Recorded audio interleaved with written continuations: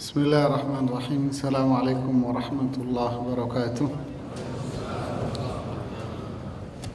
Alhamdulillah, nahmaduhu wa nasta'inu bihi wa nastaghfiruh wa na'udzu billahi min shururi anfusina min sayyiati a'malina. Man yahdihillahu fala mudilla lahu wa man yudlil fala hadiya lahu. Asyhadu an la ilaha illallah wa asyhadu anna Muhammadan abduhu wa rasuluhu la nabiyya ba'dah. Amma ba'd. Para jamaah rahimani wa rahimakumullah, mudah-mudahan Allah memberikan rahmatnya kepada kita. Kita lanjutkan kajian kita tafsir surat At-Takatsur. Saya sarikan pembahasan tafsir At-Takatsur ini dari 7 kitab tafsir. Saya rangkum dari 7 kitab jadi satu, karena menarik untuk kita kaji, untuk kita perdalam surat ini sampai pada ayat yang ke berapa? Ayat yang ketiga. Barakallahu fiik. Ayat firman Allah, kalla sawfa ta'lamun thumma kalla sawfa ta'lamun. Sungguh kalian akan mengetahuinya, kemudian kalian akan mengetahuinya. Tentu ayat yang ketiga, keempat ini kembali kepada ayat sebelumnya, yaitu ancaman bagi mereka yang melupakan akhirat. Sederhananya begitu. Ancaman bagi mereka yang melupakan akhirat, melupakan ibadah kepada Allah, dan dia tenggelam dalam dunia, tenggelam dalam harta, tenggelam dalam jabatan, tenggelam dalam status sosial, sehingga ini semuanya sudah merasuki pikiran, hati, dan mewarnai perilaku dia dalam keseharian. Adapun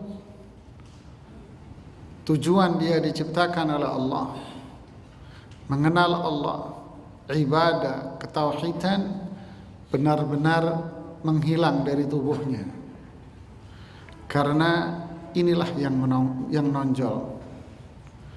Sehingga Allah mengatakan alhaakumut takatsur. At-takatsur yaitu maknanya alladzi jama'a malan wa 'addadah. Itulah maknanya. Jadi bukan berarti makna takatsur di sini adalah ancaman bagi setiap orang yang bekerja dengan keras, tidak. Ya, tidak, Islam tidak melarang itu. Tetapi maknanya seperti yang kita jelaskan tadi. Jadi benar-benar di sini menggunakan bahasa takatsur. Allah tidak menggunakan kata mutakatsir. Mutakatsir ini orangnya, tetapi Allah mengatakan takatsur, perilakunya. Jadi perilaku seseorang yang terjebak dalam konsep takatsur ini. Tadi sore saya jemput anak sekolah lewat kuburan. Kuburan ini dari mulai pintu masuk sampai tengah-tengah kuburan penuh dengan bazar. Saya hanya geleng-geleng, subhanallahil azim. Benar kata Imam Hasan Al-Basri, ma khamadati dumu'u illa bidhunubina. Air mata ini membeku, tidak lain disebabkan dosa kita semuanya. Jadi mereka bazar pasar malam dengan musik hingar-bingar di kuburan. Padahal para ulama terdahulu dan para sahabat terdahulu kalau lewat kuburan itu menangis, Pak. Takut mereka masuk neraka, takut mereka diazab di alam kubur. Subhanallah. Inilah takatsur. Jadi iman mereka hilang, Pak. Yang ada di pikiran dan hati dia adalah fulus, duit, Pak. Semuanya menghilang. Sampai kapan? Hatta zurtumul maqabir. Sampai kematian tiba baru mereka akan selesai. Artinya apa? Sawa'un 'alaihim a anzartahum am lam tunzirhum la yu'minun. Maksud la yu'minun bisa tetap kafir karena memang secara spesifik ayat ini mereka.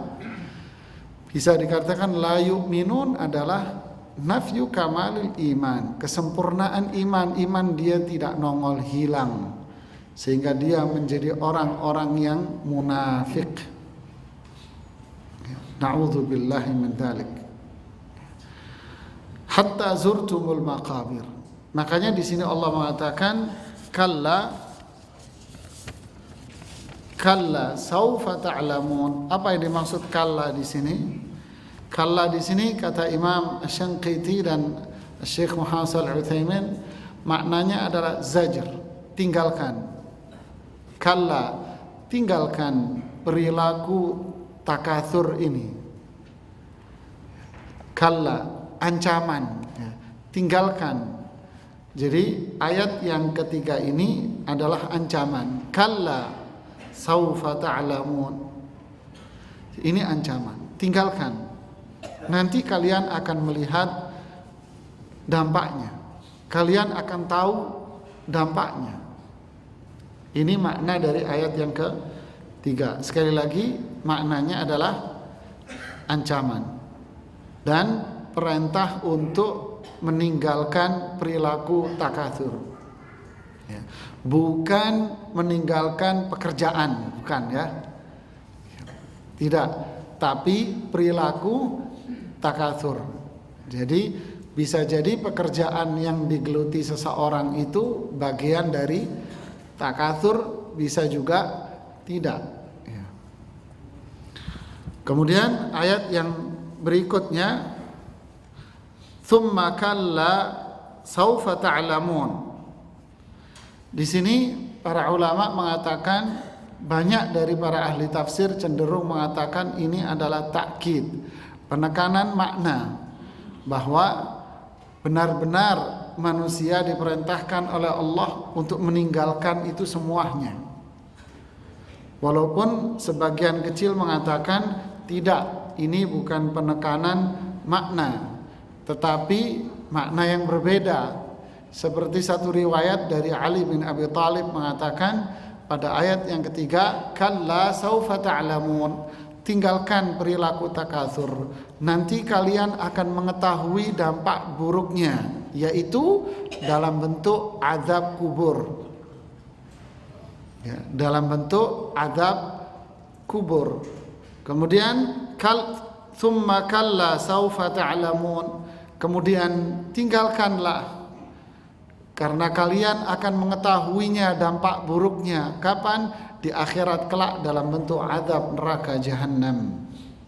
Jadi yang satu di azab kubur, yang satu di hari kiamat. Ini satu riwayat dari Ali bin Abi Thalib radhiyallahu taala anhu.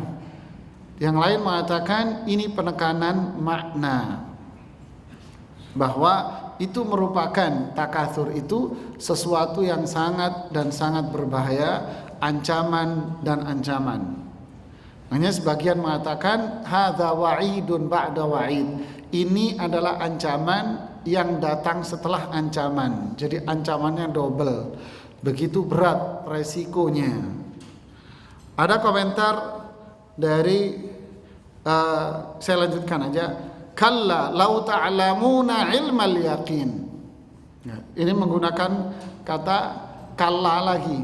Yang dimaksud kalla pada ayat yang ini, yaitu ayat yang ke-5 ini, kalla lau ta'lamuna ilmal yaqin, mempunyai makna sungguh.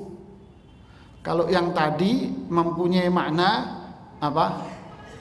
Ancaman, tinggalkan, perintah dan ancaman, ya, perintah dan tinggalkan perilaku takatsur. Kalian akan tahu dampak buruknya, yaitu azab nanti. Pada ayat ini, kalla lau ta'lamuna ilmal yaqin, maknanya adalah sungguh. Yang ini maknanya sungguh. Syekh Muhammad Shalih Utsaimin menjelaskan tafsir ayat ini di tafsir Juz Amma milik beliau, haqqan lau ta'lamuna ilmal yaqin, sungguh jika kalian mengetahui dengan ilmu yang menjadikan kalian itu percaya, la'araftum annakum fi dhalal, sungguh kalian akan tahu bahwa kalian berada dalam kesesatan. Jadi sekali lagi, maksud dari ilmal yaqin ini adalah pengetahuan yang menjadikan kita memiliki keyakinan. Ya, saya ulangi pelan-pelan. Ilmal yaqin, ilm, pengetahuan yang menjadikan kita yakin, percaya. Jadi sungguh kalian akan tahu dengan ilmu yang menjadikan kalian itu akan yakin bahwa kalian berada dalam kesesatan yang nyata.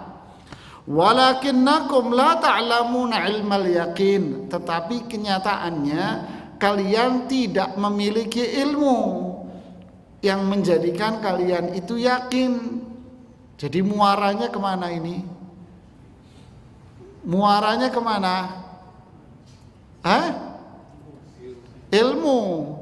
Karena tidak punya ilmu sehingga mereka selalu berperilaku takatsur. Ya. Seulangi, ketika tidak memiliki ilmu, mereka selalu berperilaku takatsur. Ini memberikan pelajaran bagi kita apa? Pentingnya, barakallahu fiik, pentingnya seseorang belajar, pentingnya seseorang berilmu. Kenapa? Karena ilmu yang menjadikan dirinya itu mempunyai kepribadian. Menarik di sini, dibahasakan oleh Allah dengan yakin, keyakinan. Keyakinan ini kepribadian. Ya. Ilmu apa yang dimaksud di sini yang menghasilkan keyakinan dan itulah kepribadian? Kata Syekh Muhammad Shalih Utsaimin di kitabnya Al-Ilm, tentang ilmu, semua kata ilmu yang disebutkan di dalam Al-Quran dan hadis, maksud dari itu adalah ilmu syar'i. Ya, ketika seseorang memiliki ilmu, ilmu inilah yang menjadikan dia yakin. Yakin itu apa? Yakin itu adalah kepribadian. Kepribadian yang apa? Istilah orang rabbani. Kita lanjutkan. Kalla lau ta'lamuna ilmal yaqin. Jadi kenyataannya kalian tidak memiliki ilmu yang menjadikan kalian yakin. Hasilnya ghafiluna lahun fi hadhid dunya. Akhirnya kalian lalai di dunia ini. Walau alimtum ilmal yaqin la'araftum annakum fi dhalalin wa fi khata'in 'azim. Diulangi lagi oleh beliau, andai kalian tahu dan memiliki ilmu yang menjadikan kalian itu yakin, maka kalian akan faham bahwa kalian dulu salah. Makanya orang yang bertaubat itu memiliki kedudukan yang tinggi. Orang yang taubat memiliki kemuliaan yang sangat besar di sisi Allah. Yang kedua, orang yang bertaubat akan diampuni semua dosa-dosanya. Orang yang taubat ibarat bayi yang baru lahir, bersih dari dosa. Ya. Kisah seseorang yang membunuh 100 orang di Bani Israel itu kan di riwayat Imam Muslim, dia bertaubat padahal dia belum berbuat amal soleh sedikit pun. Tapi apa yang terjadi? Taubat dia diterima oleh Allah dan Allah menghapus semuanya. Jadi inilah ilmu yang menjadikan dia itu yakin bahwa dia dulu sesat, saya salah.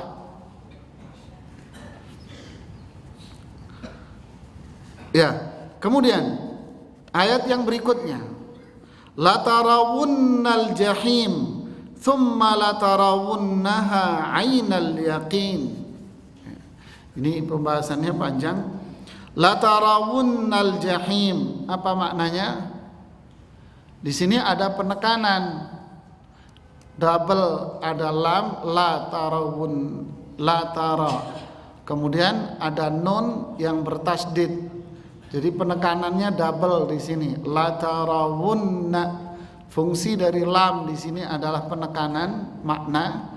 Kemudian nun yang bertasdid itu fungsinya juga penekanan makna, sehingga ada double penekanan makna. Sehingga artinya apa? Pasti. Pasti. La tarawunnal jahim. Pasti kalian akan melihat neraka jahanam. Thumma la tarawunnaha 'ainal yaqin. Dan kemudian pasti kalian akan melihatnya dengan ainul yakin. Imam Ibnu Katsir mengatakan ayat ini adalah penafsiran dari ancaman yang disebutkan oleh Allah pada ayat sebelumnya. Ayat ini penjelasan dari ayat ancaman sebelumnya. Yang mana? Yang mana? Kalla, barakallahu fiik. Kalla saufa ta'lamun. Kan ini ancaman. Ya kan? Ini memang kalau ada papan tulis enak ini jelasin ini. Ya kan? Nah, ini pengurusnya ini disediain papan tulis, enak nulisnya saya. Ada, siap, taruh sini. Saya akan nulis di sini. Ini macam.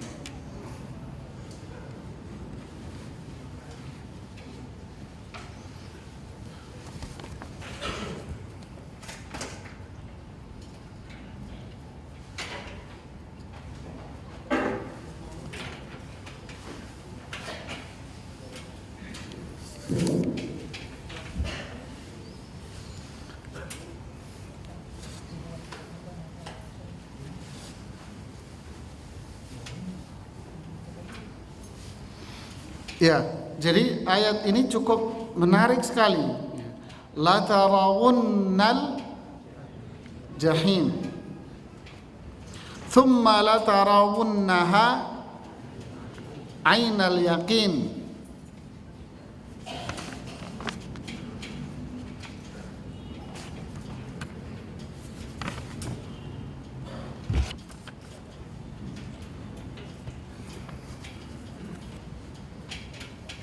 Ya.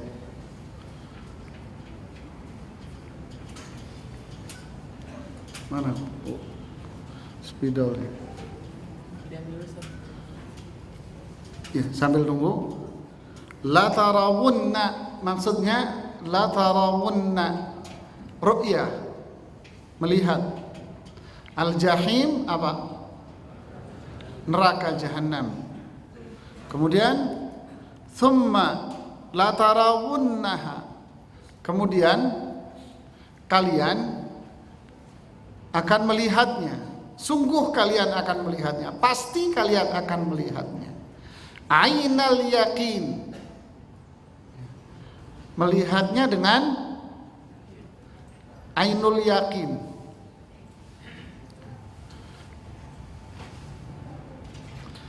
Menarik.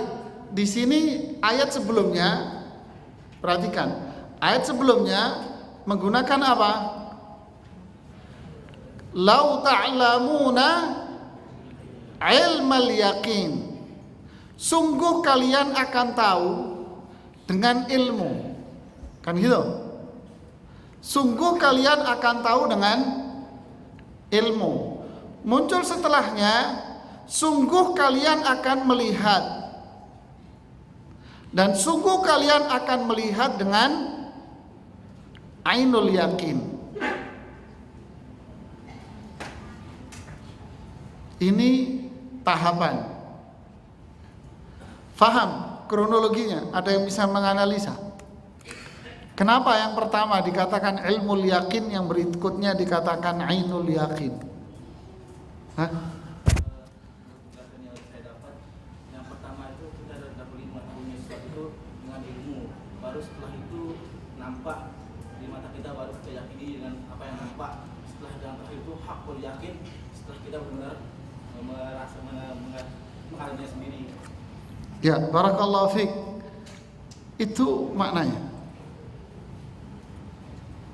Jadi pertama disebutkan ilmul yakin, berikutnya disebutkan ainul yakin. Tapi sebelum kita mengarah ke situ, apa hubungan ayat ini dengan sebelumnya? Ayat ini la tarawunnal jahim. Penjelasan dari ayat mana? Kalla saufa ta'lamun. Sungguh kalian tinggalkan perilaku takatsur itu. Kenapa? Kalian akan tahu nanti akibatnya. Apa yang akan diketahui oleh manusia dan apa bentuk ancamannya itu? La tarawunnal jahim, itu ancamannya, kamu akan lihat neraka nanti. Ya. Saya ulangi. Sebagian nggak paham, bingung, bukan nggak paham, bingung. Ya, kelihatan dari matanya. Jadi saya ulangi. Sebelumnya Allah mengatakan kalla saufa ta'lamun. Kemudian ditekankan lagi oleh Allah. Tsumma kalla, ini perintah untuk meninggalkan perilaku. Yang kedua, ini ancaman. Ancaman apa? Jika kalian tidak meninggalkan takatsur itu, kalian akan lihat dampaknya. Apa itu dampaknya? La tarawunnal, itu dampaknya. Faham sekarang? Nah, itu dampaknya. Saufa ta'lamun, nanti kalian akan tahu. Apa yang akan diketahui manusia itu la tarawunnal jahim. Ini yang akan diketahui. Subhanallah. Lihat ya. Ini benar-benar ancaman dari Allah Subhanahu wa taala. Ya. Ada ancaman, lalu di situ ada jawaban. Jawabannya menggunakan tahapan.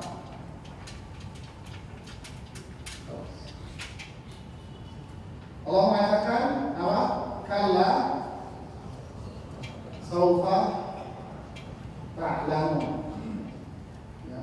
Sungguh kalian akan, bukan sungguh, ini apa maknanya? Tinggalkan. Kan itu kan? Tinggalkan. Ini apa ini? Ancaman. Kan gitu. Apa bentuk ancamannya? Ancamannya adalah la tarawunnal jahim. Ini ancamannya. Ini ancamannya. La tarawunna, pasti, ini penekanan. La tarawunna. Nah, ini penekanan. Kemudian ditekankan lagi tsumma. Kemudian la tarawunna. Ada ini lagi, ada ini lagi, dan ini diulangi. Ya. Menunjukkan apa? Menunjukkan bahwa neraka jahanam itu pasti ada.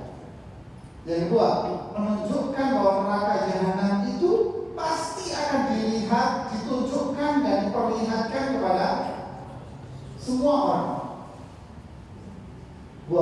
burrizatil jahimu liman ya pasti ya wa burrizatil jahimu.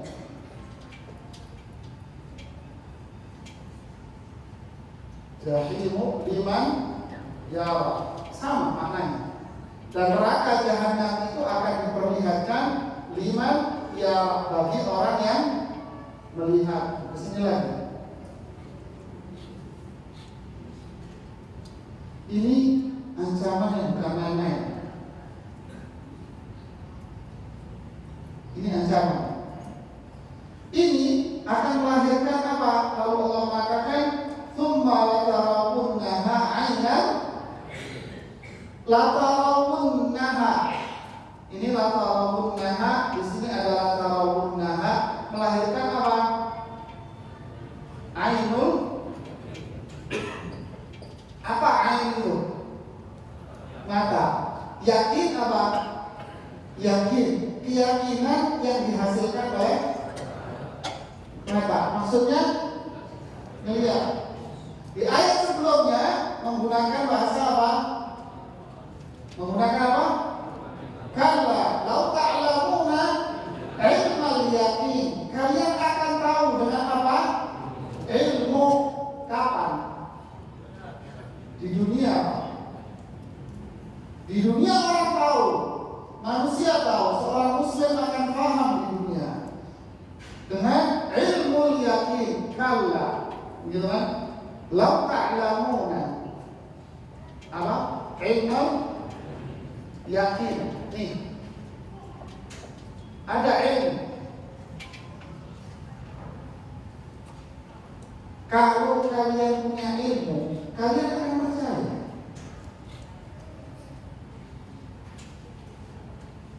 Kenapa bisa demikian? Karena ini perkara yang perkara yang gaib.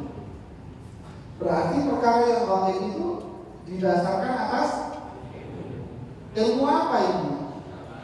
Ilmu Al-Quran kan gitu kan? Dan bukan pakai akal. Alladzina yu'minuna bil ghaib.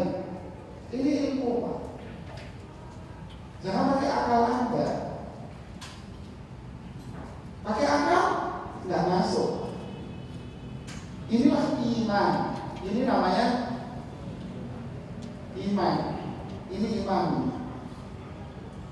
Iman ini yang menghilangkan perilaku takabur.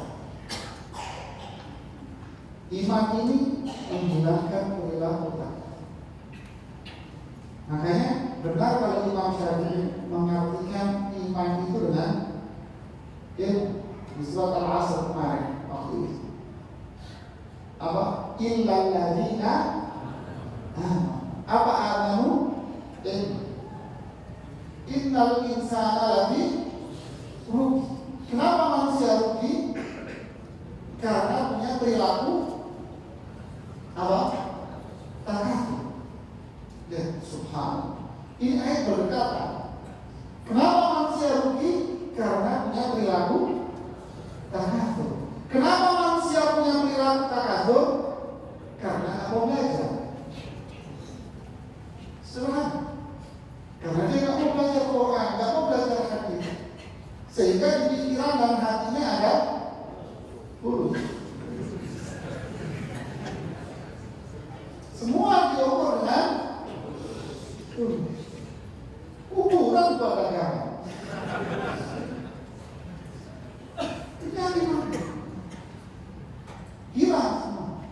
Tapi ini ilmu agama, ilmu Quran hadis yang akan melumpuhkan iman.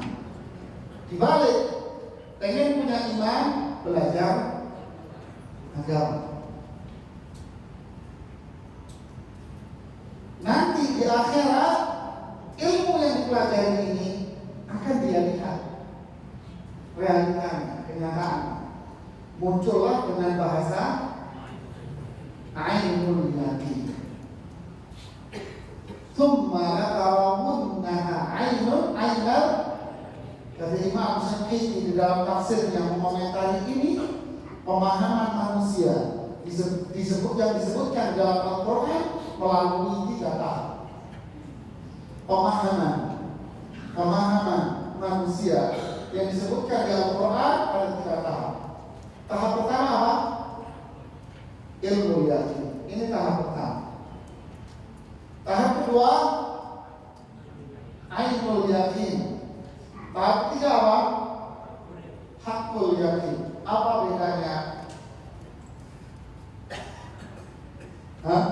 Kata Imam Syukiti, seseorang yang belajar Quran hadis, dia punya ilmu itu yang melahirkan keyakinan bahwa di Makkah itu ada Ka'bah. Kan gitu? Pernah ke sana? Belum. Yakin? Ya. Allah ada. Yakin? Dari mana? Ilmu yang melahirkan kita memiliki keyakinan bahwa Allah itu ada di dalam, walaupun kita tidak melihat dirinya dan tidak bisa melihat. Kembali ke misalnya dari Ka'bah. Yakin Ka'bah ada, yakin. Pernah sana? Enggak. Ketika dia ke sana pergi melihat dengan mata, namanya apa? Ainul yakin. Melihat ini Ka'bah, subhanallah. Ini lihat. Tapi kalau dia dikasih karunia oleh Allah untuk masuk ke dalam Ka'bah, namanya apa? Hakul yakin.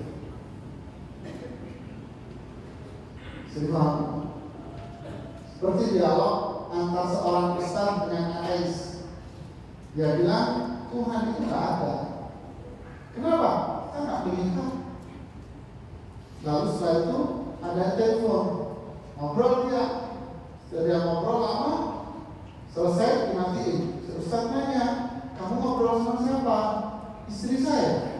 Coba bilang handphone dipolar. Mana istri bukan? Istri bukan. Tidak ada istrimu. Wah, Ustaz nggak punya akal. Istri saya di rumah, Ustaz. Oh, istri Anda di rumah. Nah, begitulah yang kita iman. Kita yakin bahwa kita ini berdoa sama Allah. Kita meminta sama Allah. Kita yakin Allah itu di sana. Enggak ini. Jadi inilah yang disebutkan ya, benar. Ada ilmu yakin, ada ilmu yakin. Kapan ini terjadi? Kalau sudah hatta zurtumul, nah di sini kalau hatta zurtumul maqabir. Ilmu yakin kemana perginya? Karena tinggalkan itu akan melahirkan ilmu. Kalau masih tidak meninggalkan itu sampai dia wafat, muncullah ilmu yakin. Kita lanjutkan. Kemudian Allah mengatakan, "Tsumma latus'alunna yauma idzin 'anin na'im." Tapi kembali ke, sebelum kita lanjutkan, kembali ke ainul yakin. Di surat Al-Kahfi ayat 53. Di situ ada firman Allah, wara'al mujrimuna an-nara apa? Wara'al mujrimun, orang-orang mujrim, orang-orang kafir, orang-orang yang banyak berbuat dosa itu melihat. Tuh, gabungkan dengan ini. Melihat. Apa yang dia lihat? An-nara, neraka. Fadhannu annahum muwaqi'uha. Ketika mereka melihat neraka, apa yang terjadi? Fadhannu, dhannu di sini artinya baru mereka memiliki hakul yakin. Fadhannu annahum muwaqi'uha. Disinilah baru mereka yakin bahwa mereka akan masuk neraka. Walam yajidu anha masrifa. Apa artinya? Di sini mereka tidak akan ada lagi tempat untuk berlari. Kallala wazar ila rabbika yawma idzinil mustaqar. Kallala wazar, nggak ada tempat lari sudah. Jalannya cuma satu, menuju Rabbmu. Di situ kalian akan tetap kekal abadi. Ra'al mujrimun, orang-orang mujrim, pelaku dosa besar, akan melihat neraka. Di sini, la tarawunnal jahim, kalian akan melihat neraka Jahannam. Berarti yang melihat itu siapa kalau kita gabung dengan surat Al-Kahfi? Mujrim. Siapa mujrim itu? Orang kafir. Siapa mujrim itu? Di surat Al-Qiyamah, anil mujrimin. Ya ma salakakum fi saqar. Orang-orang mujrim ditanya penduduk surga, kenapa kalian bisa masuk neraka Saqar? Qalu lam naku minal musallin. Ini sifat. Walam naku nut'imul miskin wa kunna nakhudu ma'al khaidin. Kami enggak sholat, enggak berinfak, dan mendustakan Islam. Sifat ini berarti melahirkan apa para jamaah? Di ayat ini melahirkan perilaku takatsur. Ya, gabungin. Perilaku ini, sifat ini melahirkan perilaku. Kenapa? Karena mereka akan melihat neraka. Mereka ini akan melihat neraka. Jadi inilah sifat mereka. Sederhana.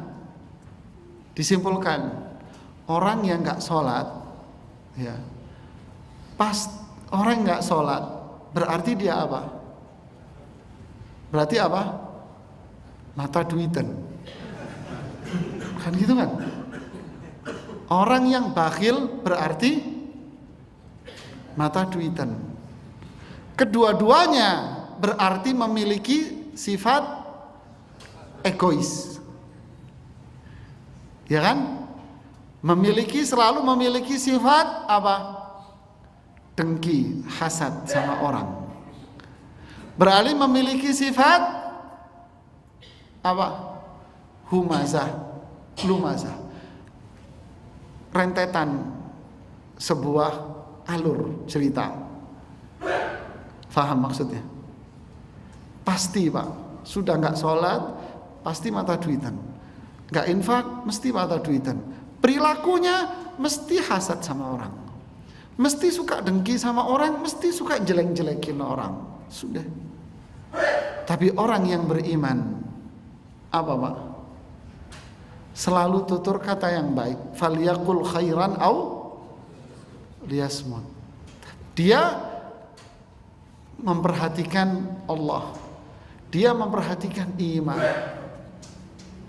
Lihat perbedaan yang sangat signifikan. Ya. Jadi ada sebuah pertanyaan, apakah ada korelasi profesionalisme seorang karyawan dengan tingkat keaktifan dia dalam sholat? Ada hubungan?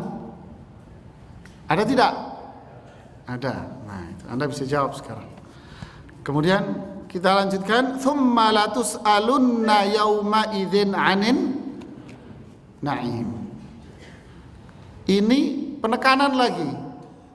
Kemudian ada lam lagi, ada nun lagi bertasdid. Pasti bahasanya sudah. Pasti kalian akan, ini kalimat pasif. Pasti kalian ditanya Pasti kalian ditanya.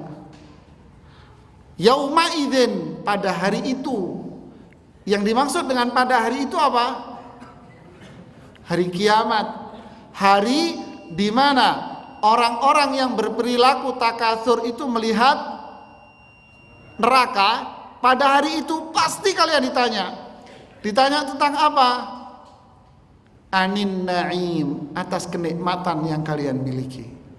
Atas kenikmatan yang ada di tangan kalian, bukan yang kalian miliki. Atas kenikmatan yang ada di tangan kalian, pasti Allah akan tanya terhadap itu semua. Ini pembahasan menarik. Tidur itu kenikmatan. Allah akan nanya tentang tidur kita, Pak. Kita lanjutkan setelah salat Isya. Bismillahirrahmanirrahim. Alhamdulillah, salatu wassalamu ala Rasulillah wa ba'd. Kita lanjutkan pada ayat yang terakhir. Allah berfirman, la tus'alunna yawma idzin 'anin na'im. Kemudian kalian pasti akan ditanya oleh Allah pada hari itu tentang kenikmatan. Apa maksud dari ayat ini?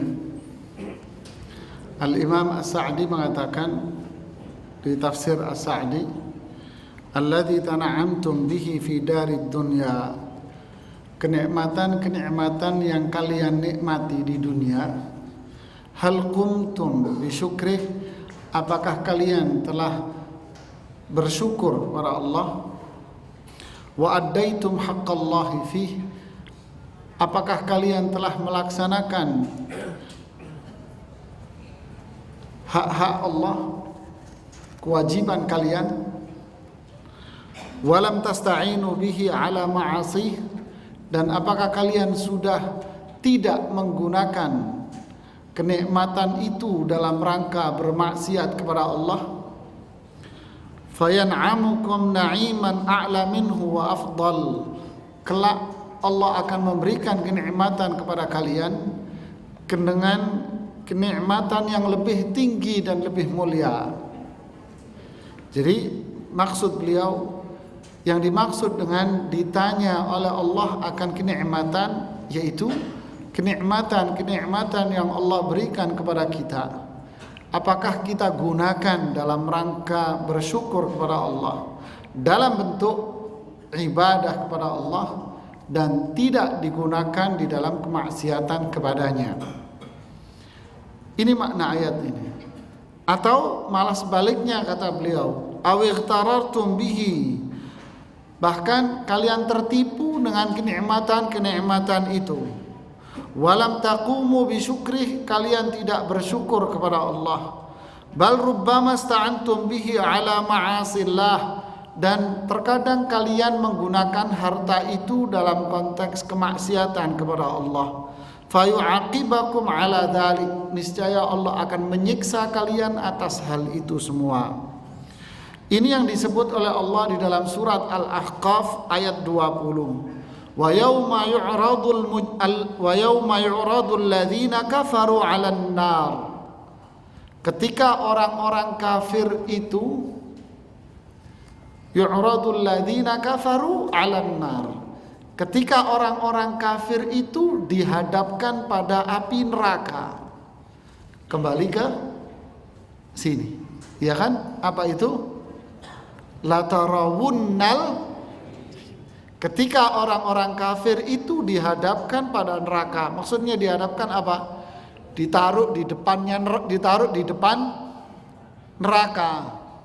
Mereka taruh di depannya neraka, sehingga mereka melihat neraka. Lalu Allah mengatakan, adhabtum thayyibatikum fi hayatikumud dunya, kalian telah menyia-nyiakan kenikmatan-kenikmatan dunia itu. Wasta'antum biha, dan kalian gunakan kenikmatan itu dalam maksiat kepada Allah. Fal yaum, hari ini, tujzauna adzabal hun, hari ini kalian akan diazab oleh Allah dengan azab yang menjadikan kalian itu terhina. wujuhun yawma idzin khashi'ah, wajah mereka pada hari itu apa? Khashi'ah, tertunduk hina. Wa wujuhun yawma idzin basirah, wajah-wajah mereka pada hari itu apa? Apa basirah? Hina, ditekuk wajah mereka, penuh ketakutan, tertunduk wajah mereka. Inilah pertanyaan Allah. Jadi kisah yang disebutkan oleh Imam Muslim dari Abu Hurairah itu, sabda Rasulullah tentang 3 orang yang didatangkan oleh Allah, dipanggil di hadapan Allah, dan mereka adalah orang yang pertama dihisab oleh Allah. Setiap dari diri mereka ketika di hadapan Allah, pertanyaan pertama adalah fa'arrafaha ni'amaha, disadarkan oleh Allah siapa yang ngasih kenikmatan-kenikmatan kamu di dunia. Fa'arafaha, lalu dia pun sadar bahwa semua kenikmatan itu datangnya dari Allah. Yang kedua, apa pertanyaannya yang kedua? Apa yang telah kalian lakukan atas kenikmatan itu? Madza amiltum? Madza amilta fiha? Apa yang kamu perbuat atas kenikmatan itu? Nah ini. Tsumma latus'alunna yauma idzin 'anin na'im. Ini yang pertama. Yang kedua, apa yang dimaksud dengan kenikmatan dan apa bentuknya? Prinsip dasar yang disebutkan di surat An-Nahl adalah wa in ta'uddu ni'matallahi la tuhsuha. Kalian tidak akan bisa menghitung nikmat Allah. Tetapi Imam Asy-Syanqiti rahimahullah menyebutkan di tafsirnya, inti dari semua kenikmatan yang Allah berikan itu yang kita tidak bisa menghitungnya ada 3 intinya. Yang pertama adalah apa? Al-yauma akmaltu lakum dinakum wa atmamtu alaikum ni'mati. Nih, hari ini aku sempurnakan Islam ini buat kalian, dan aku sempurnakan pula nikmatku. Berarti yang dimaksud dengan nikmatku di sini apa? Islam. Ini yang pertama, nikmat Islam. Lalu pertanyaan lagi, apa yang dimaksud dengan nikmat Islam? Apa maksud nikmat Islam? Nikmat iman? Apa maksudnya? Nikmat atas syariah yang Allah turunkan kepada kita. Nikmat atas adanya perintah dan larangan. Ini adalah nikmat. Al-halalu bayyinun wal haramu bayyin. Halal itu jelas, haram itu jelas. Ini nikmat yang Allah berikan sudah. Itu nikmat. Kedatangan malaikat Jibril menjelaskan kepada kita tentang syariat ini. Ya Muhammad, kasih tahu aku tentang Islam. Ya Muhammad, beritahu aku tentang iman. Ya Muhammad, beritahu aku tentang Islam. Inilah syariat yang Allah turunkan kepada kita. Ini nikmat. Makanya sering diungkapkan apa? Alhamdulillahi ala ni'matil Islam. Segala puji bagi Allah atas nikmat Islam. Ini yang lebih mahal. Qad aflaha man aslam. Beruntung orang yang Islam. Wala tamutunna illa wa antum. Ini maksudnya. Nikmat Islam. Ini amanah. Inna aradna al-amanat ala samawati wal ard. Kami berikan amanat ini kepada langit dan ini amanah yang harus kita emban. Ini nikmat Islam. Kemudian yang kedua apa? Nikmat sehat, kesempurnaan fisik. Sehat dan kesempurnaan fisik. Alam naj'al lahu ainain wa lisanan wa syafatain bukankah kami yang memberikan kepada manusia itu kedua mata, mulut, dan kedua bibir? Makanya jika Allah kasih seseorang, jika Allah tidak memberikan kepada seseorang mata, lahir buta, apa kata Allah? Jika aku uji dia dengan kedua matanya, lalu dia sabar, saya ganti kedua mata dia dengan surga. Masya Allah. Jadi ini nikmat yang Allah berikan kepada kita. Inna sam'a wal basara wal fuada apa? Kullu ulaika kana anhu mas'ula. Lihat, as-sam', pendengaran, basar, mata, hati, semua itu nanti akan ditanya oleh Allah. Semuanya ditanya oleh Allah. Buat apa telinganya, buat apa matanya, buat apa hidungnya, mulutnya, terus semua akan ditanya oleh Allah. Yang ketiga adalah harta. Ini tiga ini. Harta dari mana diperoleh dan kemana dibelanjakan. Ini usulun ni'am, ini pokok-pokok kenikmatan. Makanya doa di pagi hari apa, Pak? Allahumma inni as'aluka ilman nafi'ah wa rizqan wa amalan. Ini dunia ini, Pak. Ibnu Abbas kalau minum air Zam-Zam, apa doanya? Hah?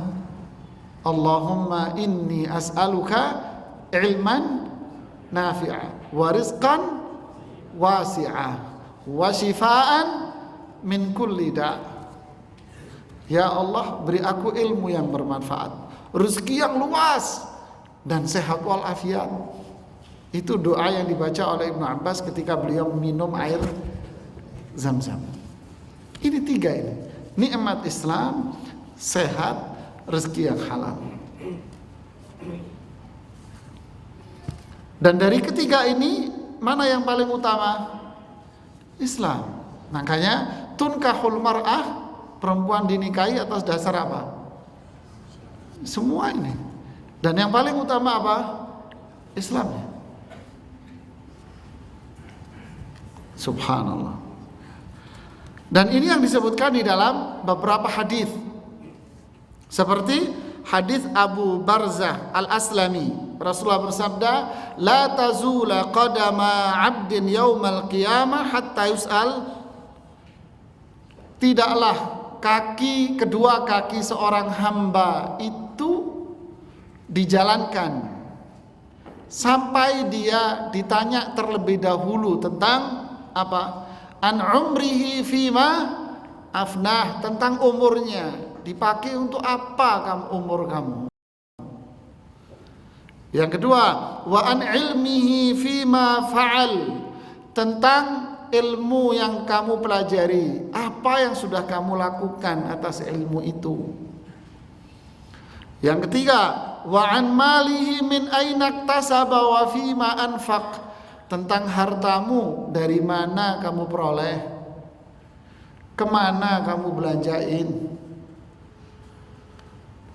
Wa an jismihi fima ablah, dan ditanya tentang tubuhnya, kamu pakai buat apa tubuh ini. Hadis riwayat Imam Tirmidzi dan disahihkan oleh Syekh Al-Albani. Di riwayat yang lain dari Imam Tirmidzi ditambahkan satu dari sahabat Abdullah bin Mas'ud, wa an syababihi fima ablah, dan ditanya tentang masa mudanya, buat apa masa mudamu dulu. Ini semua ini muaranya pada keislaman, kesehatan, ya, kesempurnaan fisik, harta. Semua muaranya tiga.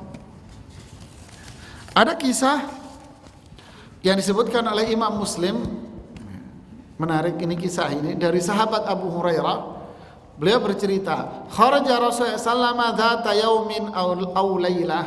Dalam satu hari Rasulullah sallallahu, pada suatu hari Rasulullah sallallahu keluar dari rumahnya. Fa idza huwa bi Abi Bakrin wa Umar. Di tengah jalan beliau bertemu dengan Abu Bakar dan Umar.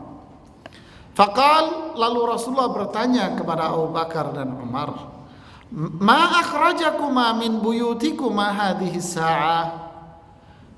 Kalian keluar dari rumah pada jam ini mau apa? Abu Bakar dan Umar radhiyallahu anhuma menjawab, al-ju'a ya Rasulullah, lapar ya Rasulullah. Beliau pun mengatakan, wa ana walladhi nafsi biyadih, dan saya pun demi jiwaku yang berada di tangannya, la akhrajani alladhi akhrajakuma, yang menjadikan aku keluar di hari ini seperti yang kalian keluar. Apa?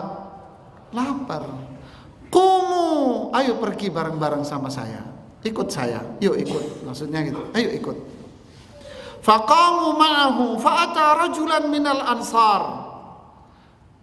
Maka ketiganya, yaitu Rasulullah, Abu Bakar dan Umar, pergi menemui seorang lelaki dari kalangan Ansar. Ternyata lelaki itu tidak berada di rumahnya. Falamma ra'athul mar'atu qalat marhaban wa ahla.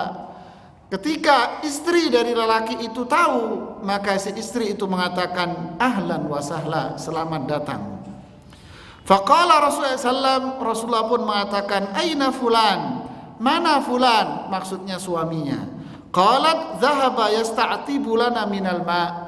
Istrinya mengatakan dia lagi pergi sebentar mencari air buat kita. Idja'al ansar. Tidak lama setelah itu datanglah lelaki Ansor itu. Kayak ngelihat film cerita, akhirnya bengong. Fanadhara ila Rasulullah sallam wa sahibai. Lelaki itu pun memandang wajah Rasulullah sallam dan kedua temannya. Thumma qal, lalu dia mengatakan, alhamdulillah, segala puji bagi Allah. Ma ahadun al-yawma akramu adyafan minna. Segala puji bagi Allah, tidak ada satu orang pun yang lebih mulia di hari ini daripada saya yang kedatangan tamu-tamu ini. Masya Allah, bangganya dia ya. Fantalaqa faja'ahum bi'idqin fihi busrun wa tamrun wa rutab. Maka dia pun masuk rumah dan dia membawa 3 jenis kurma. Pertama, busr, kurma yang masih kuning. Kurma kuning. Kemudian di situ pun ada rutab. Di bawahnya sudah mulai matang, coklatan. Kemudian ada tamar yang sudah matang, mengeras. Faqal kulu min hadhih.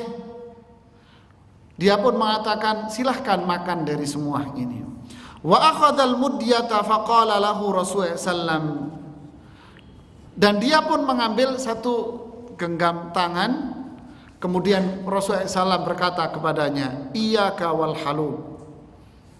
Jadi iyak, hindari itu, wal halub, nanti ada susu kambing. Fadhabaha lahum faakalu minasyah wa min dzalikal idqi wa syaribu. Lalu si laki-laki ini pun menyembelih kambing dan memerah susunya dan menyajikan semuanya kepada Rasulullah SAW. Faham maksudnya? Jadi dikasih kurma, nanti dulu ini, ntar dulu. Susu kambingnya mana? Gitu loh maksudnya. Akhirnya diperahin susu kambing, kemudian disembelih sekalian kambingnya, semuanya disajikan kepada Rasulullah SAW beserta kurma-kurma yang tadi. Falamma ansyabi'u warawau, setelah mereka itu kenyang dan puas dengan minum air susu kambing itu, Rasulullah SAW mengatakan kepada Abu Bakar dan Umar, walladzi nafsi biyadih, demi jiwaku yang berada di tangannya, la tus'alunna an hadzal na'imi yaumal qiyamah akhrajakum min buyutikumul ju' thumma lam tarji'u hatta asabakum hadzal na'imu. Subhanallah. Apa maknanya? Sungguh kalian akan ditanya oleh Allah atas makanan yang kamu makan barusan. Ini adalah kenikmatan. Pada hari kiamat kelak kamu ditanya tentang ini. Yang menjadikan kalian keluar dari rumah kalian itu apa? Lapar. lalu kalian sekarang pulang ke rumah kalian dalam keadaan kenyang. Ini yang akan ditanya oleh Allah atas diri kalian semuanya. Subhanallah. Nah kalau yang masuk ke perut nyolong gimana Pak? Astagfirullah. Itu yang terjadi ya. Di riwayat lain dari Imam Tirmidzi, Rasulullah mengatakan, hadza walladzi nafsi biyadih, ini demi jiwaku yang berada di tangannya, minan na'imil ladzi tus'aluna anhu yaumal qiyamah, ini adalah kenikmatan yang kalian akan ditanya kelak pada hari kiamat tentangnya. Dhillun barid, tempat tinggal yang teduh. Waradun thayyib, makanan yang lezat. Ini saya terjemahkan umum. Wa ma'un barid, dan minuman yang menyegarkan. Kalian ditanya itu semuanya. Ini tidak pandang bulu, mau kaya, mau miskin, semua ditanya. Tentang apa yang kita makan, apa yang kita minum, tentang rumah kita, mobil kita, semua ditanya oleh Allah. Subhanallah. Inilah yang dimaksud dengan an-na'im. Islam, kesehatan, harta, semuanya.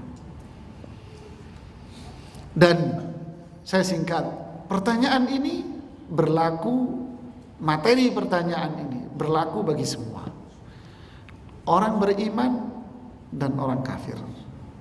Bagaimana bentuknya? Syekh Muhammad Saleh mengatakan, Syekh Shalih Utsaimin mengatakan, ini adalah dalil bahwa yang ditanya itu orang beriman dan orang kafir pula. Walakin yakhtalifus su'al, tetapi bentuk pertanyaannya beda. Su'alul mu'min su'alu tadhkir bi ni'matillah. Kalau orang beriman ditanya dengan konteks redaksinya mengingatkan. Mengingatkan. Hatta yafrah, agar dia bahagia. Tetapi pertanyaan bagi orang kafir su'alu taubikhin wa tandin. Pertanyaan bagi orang kafir pertanyaan yang untuk menghina dia dan menjelekkan dia. Ini perbedaannya. Tapi materinya sama. Semua manusia akan ditanya tentang hal-hal ini. Inilah para jamaah, sehingga kesimpulannya kata Imam Syanqiti, kesimpulannya adalah di surat Al-Ahqaf ayat 15. Rabbi auzi'ni an ashkura ni'mataka allati an'amta alayya wa ala walidayya wa an a'mala salihan tardah wa aslih li fi dhurriyyati inni tubtu ilaik wa inni minal muslimin. Ini kesimpulannya. Yaitu pertama, wahai Rabb, auzi'ni an ashkura, berilah aku karunia agar aku bisa bersyukur atas nikmat yang telah Engkau berikan kepadaku. Engkau berikan kepada kedua orang tuaku. Bagaimana caranya? An a'mala salihah. Yang kedua, aku beramal saleh. Tardah, yang Engkau ridai.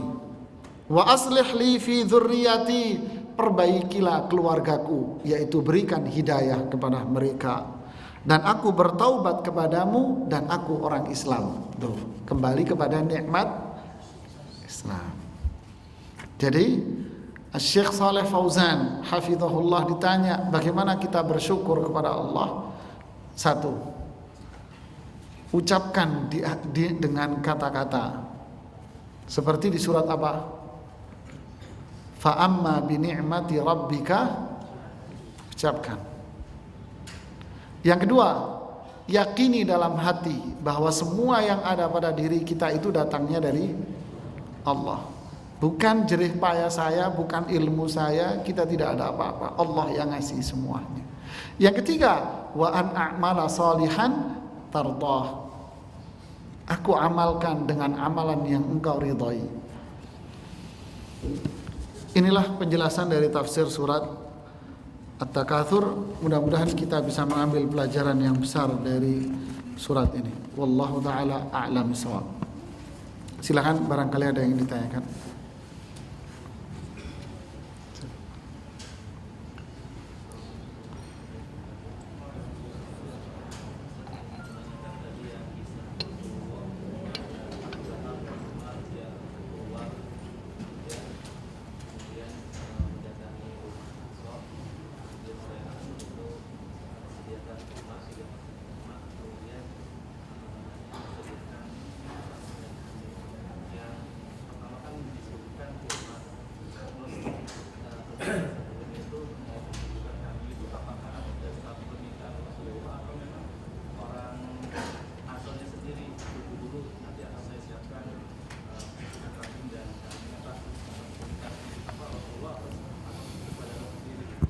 Iya. Siapa yang menyajikan susu kambing dan daging kambing itu? Pertanyaan dan jawaban tidak penting. Intinya apa? Intinya, kenapa Rasulullah atau siapapun minta disediain? Kenapa semua itu minta disediakan?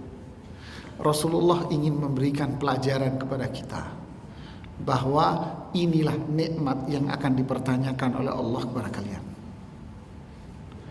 Ini yang namanya pembelajaran dengan perilaku.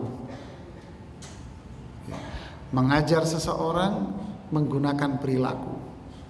Rasulullah bisa saja menjelaskan makna dari tsumma latus'alunna yauma idzin anin.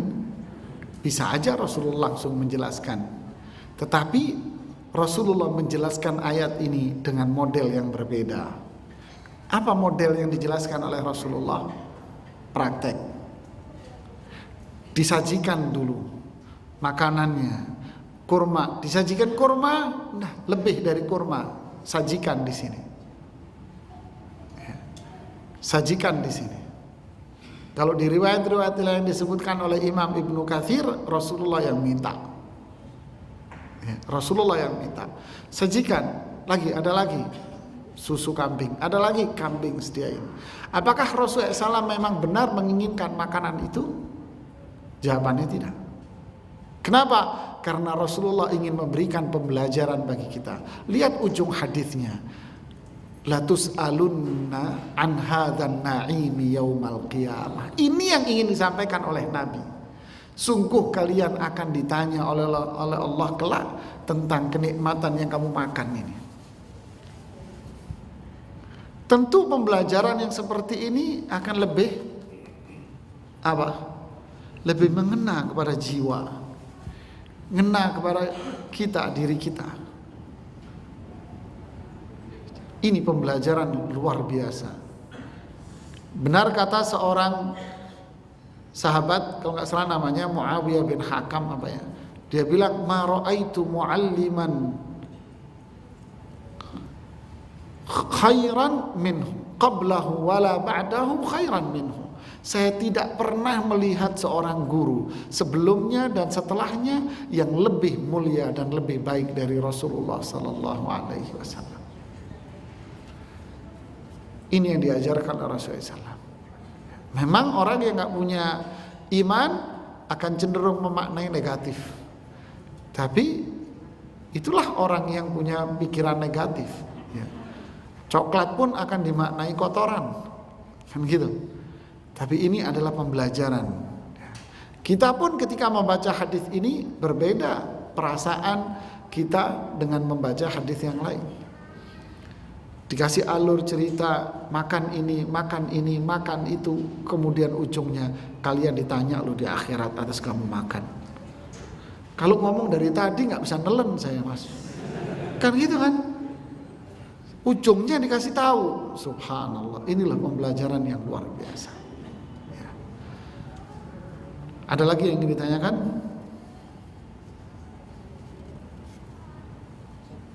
Silakan mas. Apa fungsi tasdid di dalam ilmu tafsir? Apa itu? Apa fungsi tasdid di dalam ilmu tafsir? Macam-macam. Siddat, maksudnya nun bertasdid. Itu taukid dalam ilmu nahwu namanya nun taukid tsakilah, nun yang berfungsi memberikan penekanan arti seperti ini. Jadi kalau bahasanya itu pasti, sudah sifatnya pasti. Jadi dengan diberikan tambahan nun yang bertasdid itu. Iya. Ada lagi yang mau ditanyakan?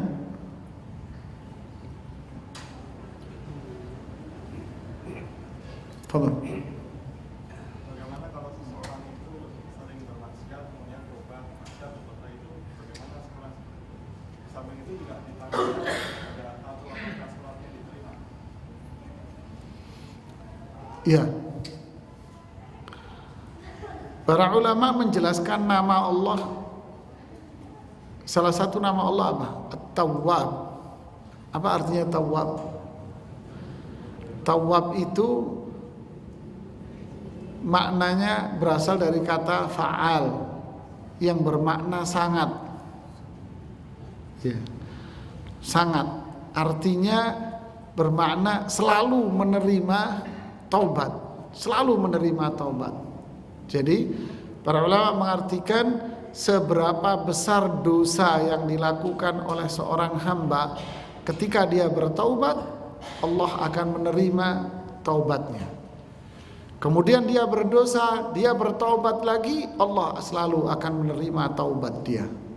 Ya ibna Adam, law balaghat dhunubuka ananas sama, thumma astaghfartani, ghafartu laka ala ma kana minka wala ubali. Wahai anak Adam, jika dosa-dosamu itu sudah sampai ke langit sono, bumi nggak nampung kebanyakan, ya.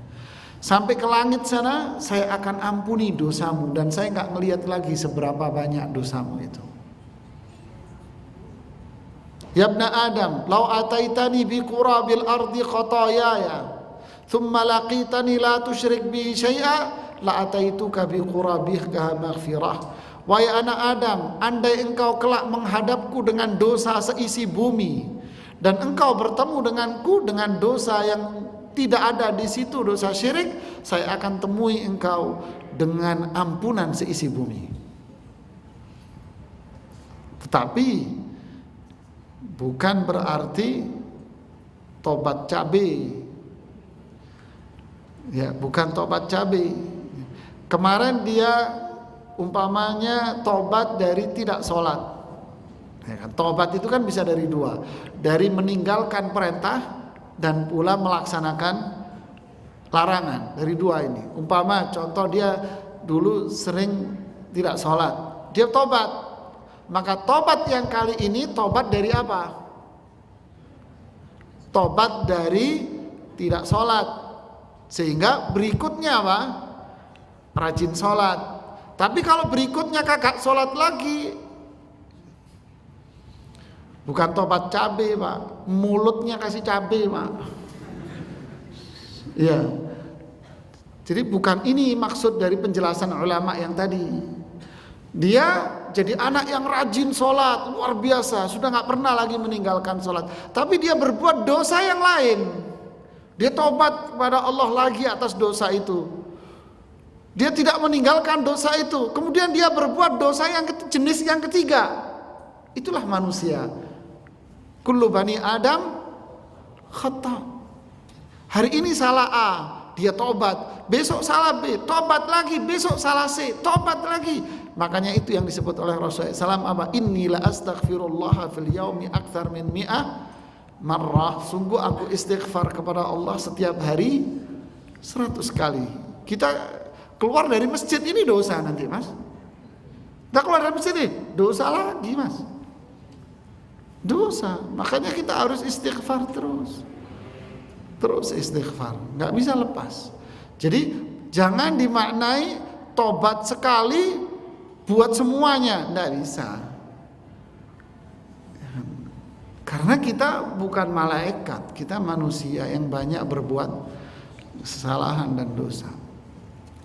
Ya, ada lagi yang minta. Termasuk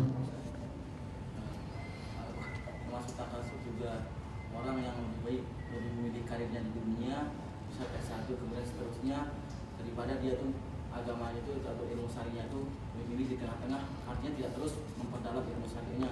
Dia lebih memilih yang penting sini sampai sini aja dia taat beribadah, tapi dia lebih memilih ini karirnya terus dipertinggi, karirnya di dunia.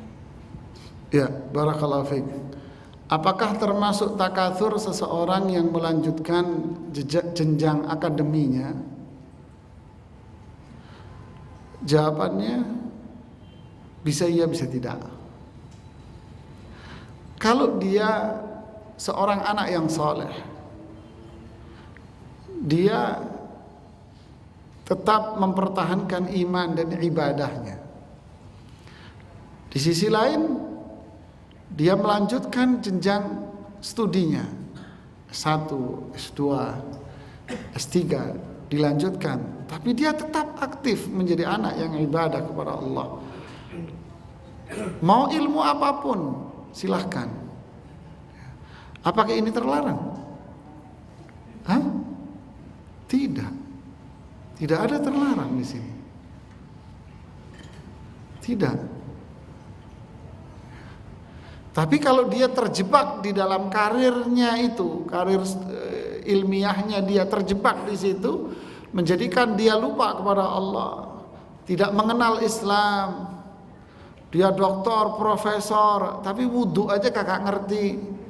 Akhirnya dia kakak sholat. Nah ini yang dia termasuk takatsur itu. Ini dunia ini. Ya, terjebak dalam dunia. Saya pernah dulu tahun 2001 ngisi daurah imam dan khotib sewilayah Manado waktu itu. Setelah ngasih materi sederhana, kebetulan saya kebagian ngisi materi tentang wudhu dan tata cara sholat.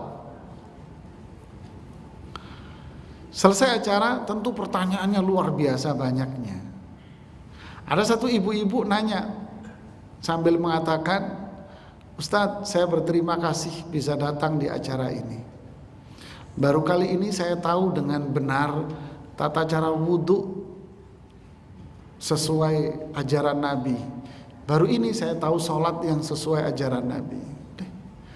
Setelah selesai acara itu, panitia menghampiri saya mengatakan, bertanya pada saya, Ustaz tahu perempuan yang nanya tadi itu siapa? Ya nggak kenal mas.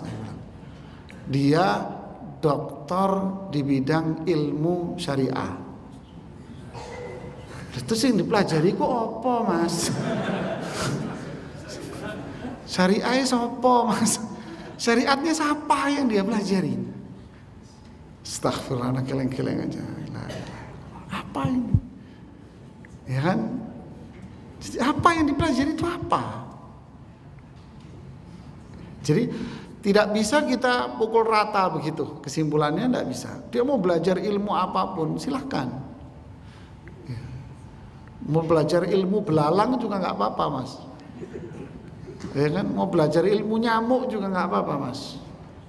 Ya kan, bapak apa? Saya dokter spesialis Pak Ustadz. Spesialis apa? Saya hewan. Loh emang hewan ada spesialis? Oh ada Ustadz. Spesialis apa? Belalang. Belalang apa? Nggak semua belalang Ustadz. Jenis belalang ini. Aduh mas, orang kakak ada ilmu yang lain mas. Tapi itulah dia sudah.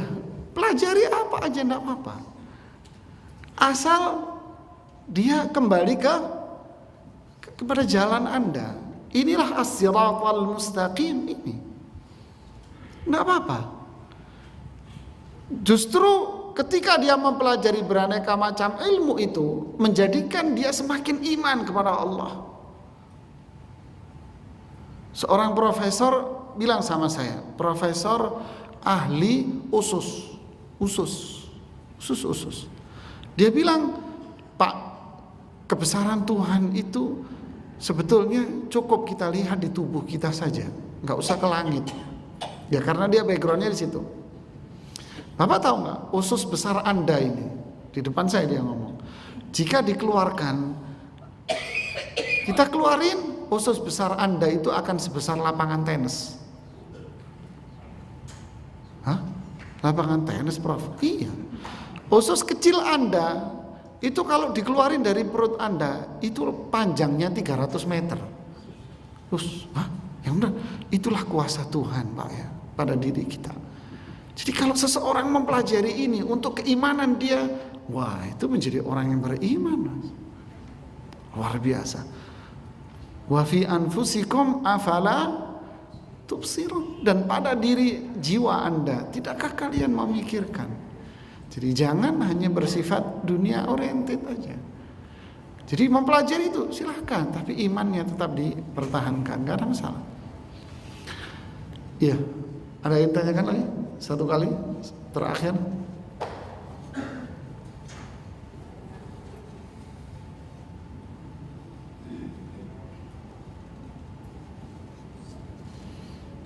Silakan Mas.